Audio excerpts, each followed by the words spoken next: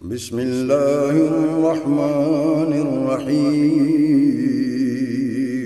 شروع اللہ کے نام سے جو بڑا مہربان نہایت رحم والا ہے۔ لا يتخذ المؤمنون الكافرین اولیاء من دون المؤمنین، نہ بنائے مسلمان کافروں کو دوست من دون المؤمنین، مسلمانوں کو چھوڑ کر، ومن یفعل ذلک فلیس من اللہ فی شیء، اور یہ کام کرے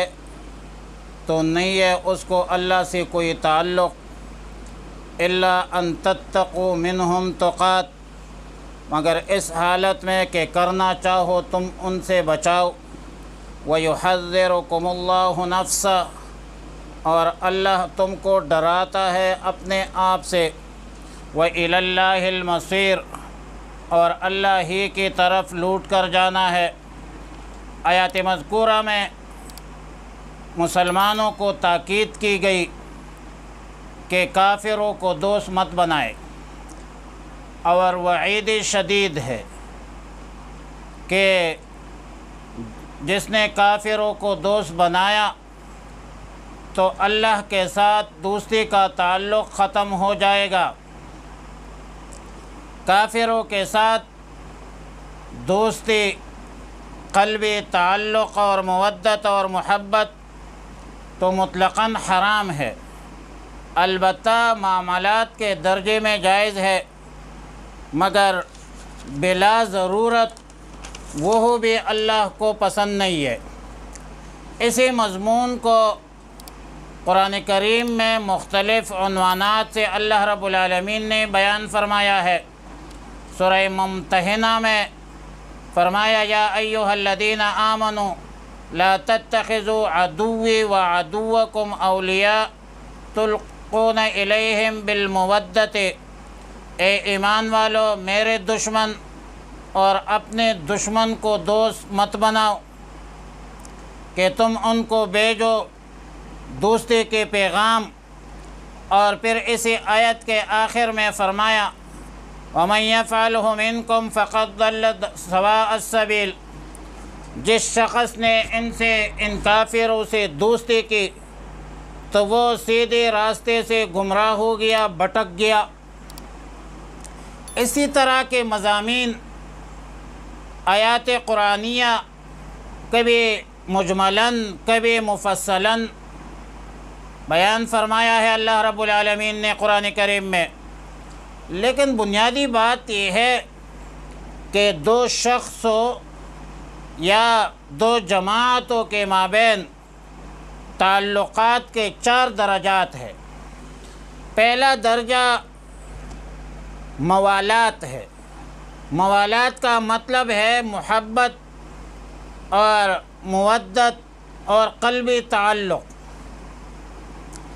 دلی محبت فقط صرف اور صرف مسلمانوں کے ساتھ مخصوص ہے، ایک مسلمان کے لیے۔ غیر مومنین کے ساتھ بہرحال قلبی تعلق، قلبی دلی محبت ہر حال میں ناجائز ہے۔ اللہ رب العالمین نے فرمایا، انما المؤمنون اخوہ، اور فرمایا کہ مثل المؤمن کجسد واحد، مسلمان ایک جسم کے مانند ہیں، مشرق میں ہو، مغرب میں ہو، شمال میں ہو، جنوب میں ہو، دنیا کے جس خطے میں، جس ملک میں، جس ایریا میں موجود ہو۔ دوسرا درجہ مواسات کا ہے، ہمدردی ہے، خیرخواہی ہے، نفع رسانی ہے، جائز ہے غیر مسلموں کو بھی، مگر جو اہل حرب ہے اور مسلمانوں کے خلاف برسر پیکار ہے، مسلمانوں کے خلاف میدان جنگ میں ہے، تو ان کے ساتھ یہ مواسات ناجائز ہے۔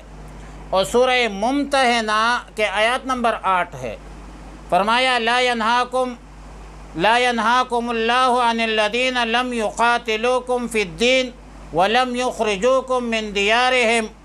ان تبروهم وتقسطوا الیہم،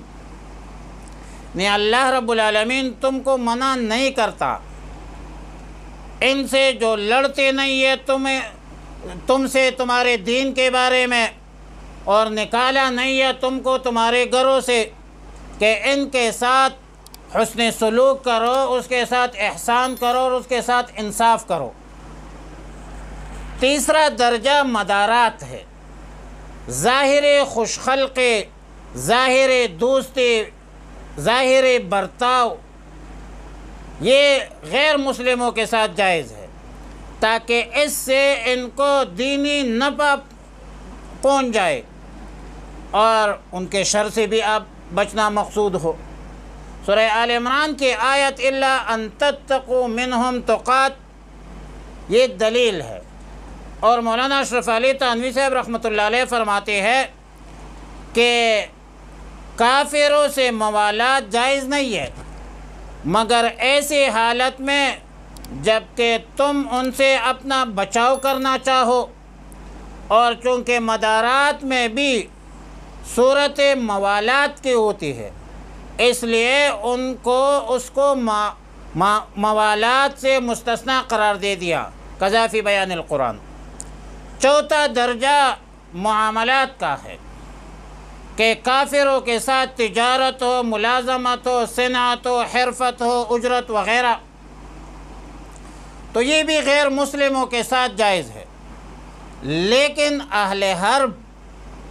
جو آپ کے ساتھ لڑ رہے ہیں اس کے ساتھ اسلحہ کی تجارت اور خرید و فروخت فقہاء کرام نے ناجائز قرار دیا ہے۔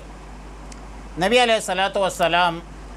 جو وما ارسلناک الا رحمۃ للعالمین، پورے عالم کے لیے رحمت بنا کر بھیجا گیا، غیر مسلموں کے ساتھ جو احسان، ہمدردی، خوش خلقی کے معاملات کی ہے اس کے نظیر دنیا میں نہیں ملتی۔ مکہ میں قحط پڑا تو جن دشمنوں نے وطن سے نکالا تھا نبی علیہ الصلوۃ والسلام نے خود ان کی مدد کی۔ مکہ مکرمہ میں فاتح بن کر داخل ہوا تو اعلان کیا لا تثریب علیکم اليوم، اليوم یوم المرحمہ، اور جنگی قیدیوں کے ساتھ جو سلوک کیا پوری دنیا کے جرنیلوں کے لیے، حکمرانوں کے لیے ایک سبق ہے، ایک عبرت ہے، درس ہے، یہاں تک کہ ان غیر مسلموں کو بددعا بھی نہیں تھی زبان سے۔ سیدنا عمر فاروق رضی اللہ تعالیٰ عنہ نے محتاج غیر مسلموں کے لیے بیت المال سے وظیفہ مقرر کیا تھا۔ تاریخ اسلام میں اس قسم کے بہت سارے مستند واقعات موجود ہے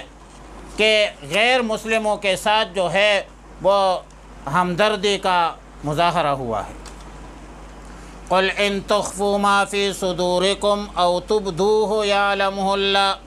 کہہ دیجئے اگر تم چھپاؤ گے اپنے جی کی باتیں، اپنے باطن کی باتیں، یا اسے ظاہر کرو گے تو اللہ جانتا ہے، یعلمہ اللہ، وَيَعْلَمُ مَا فِي السَّمَاوَاتِ وَالْأَرْضِ، اور اللہ کو معلوم ہے جو کچھ آسمانوں میں ہے، جو کچھ زمینوں میں ہے، وَاللَّهُ عَلَى كُلِّ شَيْءٍ قدیر، اور اللہ رب العالمین ہر چیز پر قادر ہے۔ آیات مذکورہ میں ایک قسم تخویف دنیاوی ہے، یعنی اللہ رب العالمین تمہارے ظاہر اور باطن کو جانتا ہے،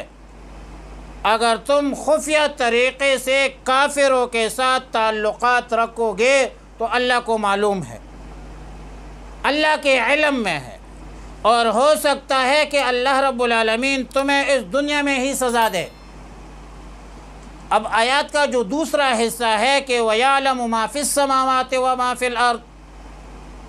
یہ ما قبل کی علت ہے، یعنی اللہ رب العالمین زمین و آسمانوں کے تمام معلومات اور حقائق پر حاوی ہے، جانتا ہے، ہر چیز پر قادر ہے، لہذا کافروں کے ساتھ خفیہ طریقے سے دوستی کرنا اللہ جانتا ہے، اور شاید اسی دنیا میں تمہیں سزا ہو سکتی ہے۔ یوم تجد کل نفس ما عملت من خیر محضرا، جس دن پائیں گے ہر نفس جو کچھ اس نے کی ہے اس کے نیکی اپنے سامنے، وما عملت من سوء اور جو کچھ اس نے برائی کی ہے، تودو آرزو کرے گا، لو ان بینہا و بینہ امدا بعیدا، کہ مجھ میں اور اس میں فرق پڑ جائے دور کا، وَيُحَذِّرُكُمُ اللَّهُ نَفْسَهُ، اللہ ڈراتا ہے تم کو اپنے سے، وَاللَّهُ رَؤُوفٌ بِالْعِبَادِ، اور اللہ رب العالمین بہت زیادہ مہربان ہے اپنے بندوں پر۔ اب ادھر یہ یوم تجدو میں یوم کا عامل تودو ہے جو بعد میں آ رہا ہے، اور آیات کا مقصد یہ ہے کہ جب قیامت کے دن ہر آدمی کو اپنے نیک اعمال اور برے اعمال سامنے کر دی جائیں گے اور اعمال کا حساب کتاب ہوگا، اور حساب کتاب تو ہوگا تو ایک ایک ذرے کا حساب ہوگا۔ فَمَن يَعْمَلْ مِثْقَالَ ذَرَّةٍ خَيْرًا يَرَهُ، جس نے ایک ذرے کے مقدار میں نیکی کی ہے، نیک عمل کی ہے، وہ بھی دیکھیں گے، دکھایا جائے گا۔ وَمَن يَعْمَلْ مِثْقَالَ ذَرَّةٍ شَرًّا يَرَهُ، اور جس نے ایک ذرے کے مقدار میں بد عمل کی ہے، برائی کی ہے، شر کی ہے، وہ بھی دیکھیں گے، وہ بھی دکھایا جائے گا۔ نیک عمل پر، نیک اعمال پر بندہ فخر کرے گا، اور برے اعمال سے دورے کے آرزو کریں گے کہ کاش اس کے اور اس کے اعمال کے درمیان بہت فاصلہ ہوتا، اور نہ یہ بدعمل بندہ اپنے برے اعمال کو دیکھ پاتا۔ اب یہ بھی اللہ کے طرف سے عین رحمت اور مہربانی ہے کہ اللہ تعالیٰ نے اپنے بندوں کو اپنے عذاب سے ڈرایا اور ڈراتا ہے تاکہ یہ لوگ اللہ کے نافرمانیوں سے باز آ جائے اور اللہ کی اطاعت کرے، جس میں دنیا اور آخرت کی کامیابی ہے۔ اور ایک تفسیر یہ بھی ہے کہ اللہ تعالیٰ نے تم کو اپنے ذات عظیم سے ڈراتا ہے، ایسا نہ ہو کہ کفار کے ساتھ چند اغراض، چند مقاصد کے خاطر موالات میں مبتلا ہو کر اللہ کو ناراض کرے، اور ظاہر ہے کہ موالات کا تعلق دل سے ہے، اور دلوں کا حال اللہ جانتا ہے، علیم بذات صدور، اللہ ہی کی ذات ہے، اللہ کے بغیر کوئی نہیں جانتا۔ اور ایک مسلمان کے دل میں اللہ اور رسول کی محبت ہونا چاہیے، نہ کسی غیر کی، کیونکہ یہ جو محبت ہے، دل محبت ہے، مودت ہے، کیا ہے؟ یہ دل کے ساتھ تعلق، اور ایمان بھی دل میں ہے۔ اب ایک دل میں تو دو چیزیں اکٹھے نہیں ہو سکتی، کفر بھی اکٹھا ہو جائے اور شرک بھی،